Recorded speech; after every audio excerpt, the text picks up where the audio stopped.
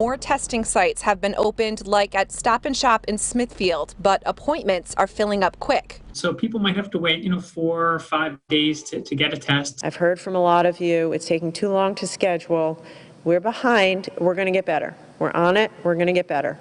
The Smithfield location is for asymptomatic tests, so for those not feeling symptoms. Another 2 testing sites are at McCoy Stadium in Pawtucket and at South Road Elementary School in South Kingstown. Governor Raimondo announced 2,000 additional asymptomatic tests available and 300 for those with symptoms. The Department of Health says more people are getting tested because of the holiday. When you get tested, that's just information at that point in time. That doesn't say anything about what your result would be the next day, 2 days from then. A leading expert during this pandemic, Dr. Ashish Jha, Dean of Brown University's School of Public Health, says although Rhode Island testing capacity is good, he hopes it can get better.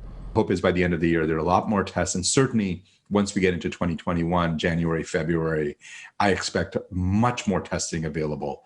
I wish we had it today. Now, testing sites usually operate Monday through Saturday, 9 to 5, but because of Thanksgiving, that's going to slightly change on Wednesday. This Wednesday, they'll close at noon, and they'll be closed all day on Thursday. Live in Smithfield, I'm Anita Buffoni, 12 News. Rhode Island's newest testing sites are up and running as the governor pushes to boost the state's testing capacity even more. I'm Shannon Heggie. I'm Mike Montecalvo. This comes as the total number of cases in the state has passed 50,000. That's with the 2,500 new infections the Department of Health reported since Friday. Unfortunately, they say another 15 people have died. One small bright spot, the number of people in the hospital has trended slightly downward in the last few days. 12 News reporter Anita Buffoni gets up to speed on the testing situation in Greenville. Anita? Mike and Shannon, the testing site is right behind me, tucked in a corner of the Stop and Shop parking lot in Smithfield. Doesn't look like much now. They closed up shop a short time ago, but even with the additional testing sites, the demand is still high. Workers here told me just an hour after they started taking tests this morning that they were booked for the day. A rainy start to the first day of testing at this new Smithfield site.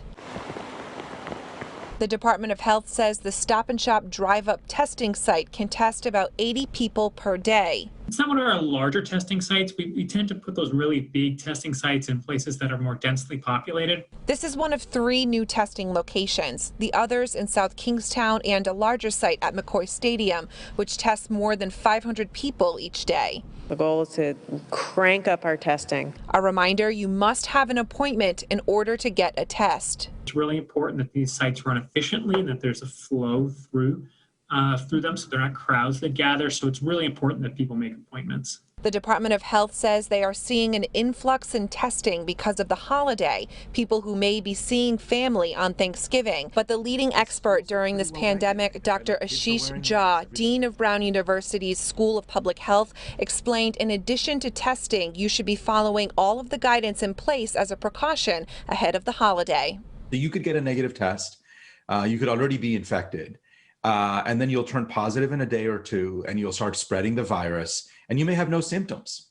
And this is why a negative test alone isn't enough. Now, the hours of the testing sites have changed slightly this week because of the holiday. They usually operate Monday through Saturday, 9 to 5. But on Wednesday, they'll be closing at noon and all day Thursday for Thanksgiving. Live in Smithfield, I'm Anita Buffoni, 12 News.